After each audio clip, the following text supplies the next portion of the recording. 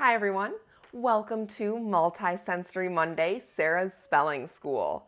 Today I have the second of our 3 great spelling rules for you, and this one is about adding suffixes when the base word ends in a silent E.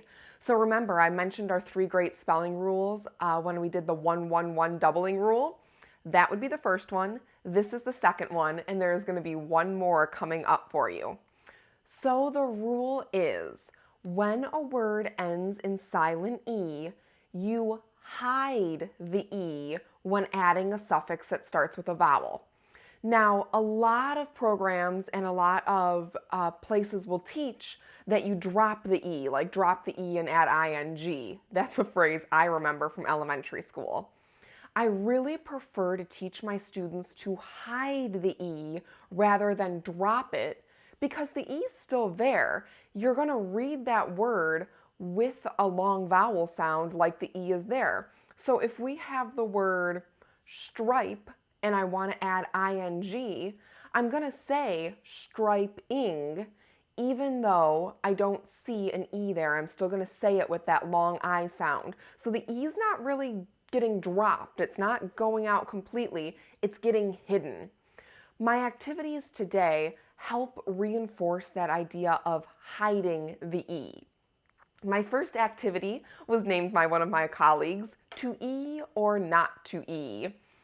That is the question, I guess, whether 'tis nobler in the mind to suffer the slings and arrows of outrageous spelling, or to do this activity and help learn them. You can get these cards in the links below. What you do is take the base word. All of the base words end in a magic E, a silent E. And then there's another pile of suffixes.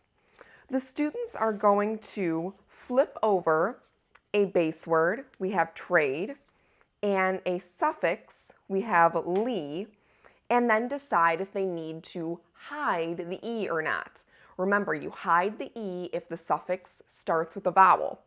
Well, ly doesn't start with a vowel, so we put them together and we have tradely.